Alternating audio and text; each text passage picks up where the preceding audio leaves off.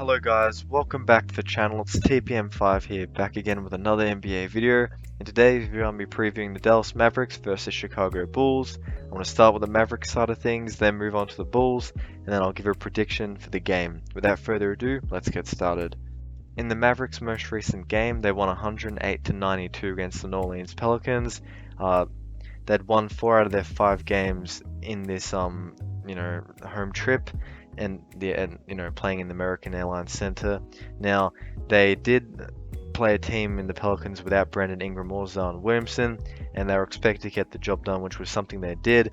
Now it wasn't always convincing, however they did manage to pull through.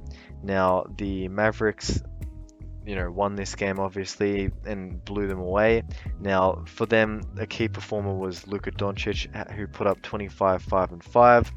And then Jalen Brunson off of the bench, 17, 4 and 6 was pretty impressive as well. Reggie Bullock is another important player. But before I continue, I'm just going to take a break. Let's, if you'd like to subscribe to the channel, I'd heavily appreciate it. Also comment how you think this game will go. And if you enjoy the video, chuck a like on it. And let's continue.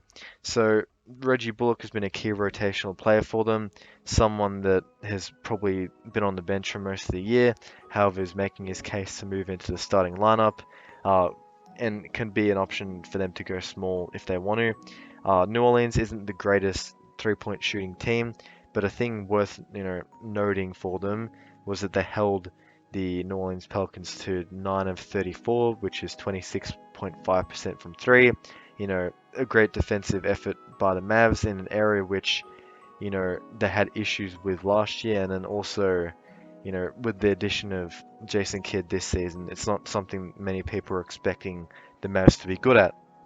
Now, the last time the Mavericks were 7-3 through their first 10 games was the 2014-15 season, and now obviously you Maverick fans are going to know that that was the last time that your team or the team broke the 50-win barrier. And it was a different different time back then when they were fourth in the division, when they had those Spurs that were really good, and, those very competitive teams. And now I think OKC's in that division as well, and James Harden as well. But I think that, the Mavericks have given themselves the best chance this season to, really kick on. They'll be without Maxi Kleber for this game against the Chicago Bulls, and what'll be a good test in the interconference battle between two teams looking to, bolt up the rankings, not particularly where people had expected them to. Now, Luka Doncic is a key player for the Mavs, averaging 25, 8 and 7. Obviously, through the first, handful of games, he's taken a step back in his production, but I don't think he's going to be complaining given the team's success. And I think Coach Kidd has gotten some of the other guys involved in bigger and better ways, which is more sustainable when it comes to clutch time. You don't want to be relying on just one player. Now, so far the Mavericks are 23rd in the league in offensive rating, which is surprisingly low for what we're expecting from Jason Kidd. But on the other side, they're 17th in the league in terms of defensive rating, so better than what at least I was expecting from them. And obviously for a Jason Kidd coach team, very good. So now we're moving on to the Chicago Bulls side of things. They are just coming off of an impressive win against the Brooklyn Nets, and capitalizing, I guess, on the early season woes of James Harden to have them in the schedule this early. DeMar DeRozan poured in 28 points, and on the topic of him, he's been shooting some threes more this season, and he's actually been making them, which is a very helpful thing for the offense, because there were questions at the start of the season because, you have Vucevic that can shoot the three, stretch the floor, and more importantly, and then Zach LaVine, obviously. But then Patty Williams, who's out now, but obviously people weren't sure of his ability to shoot, and obviously Lonzo Ball too. So it's good to see him scoring the ball well and also shooting threes. Zach LaVine's been a steady scorer for them, and the Bulls pulled away with a 42-point fourth quarter to win 118-95 over the Brooklyn Nets, and rookie Ayo Dosunmu had 15 points and played a key role in the game, so obviously a feel-good story for him. Now, they didn't do much to stop Kevin Durant, who had 38 points, but not many teams are able to do that.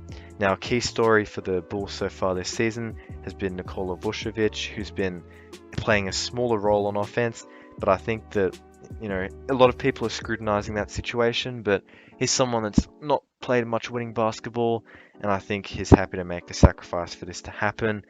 He's currently sitting on 34 minutes a game, 13.2 points, 11 rebounds, and 4 assists. His shooting's uncharacteristically low at 38%, which, you know, can be part of the reason why he isn't scoring as much, because, you know, you make more shots, you get more points, but I don't have to explain that to you guys. You guys will know that. Kobe White's still out, so they'll be missing that six-man guard play. But I think this team is still in a good spot in terms of health, and they've got a lot of guys in here that can contribute and also make plays for themselves as well. Now, they didn't shoot the three particularly well against the Nets, so that's something they're going to need to do better against the Dallas Mavericks. Dallas will be entering this game with confidence, you know, having held back New Orleans from three in an area they're not particularly strong at. And the Bulls did crash the boards, beating the Brooklyn Nets by 14 and also 15. Beating them in 14 in total rebounds and beating them in 9 in offensive rebounds, giving themselves more chances on offense. Now, the Bulls are a very competitive team, being 4th in defensive rating and then sitting 7th in the league in offensive rating. This game is going to be a very good watch for anyone that is going to tune in. I think that it'll be close, but I think the Bulls have more star power on their roster, you know, more spread out, less reliant on one player, and should come away with a win. And I hope you guys did enjoy this video. Please don't forget to like, share, and subscribe. You guys tell me who's going to win, and I'll catch you next time.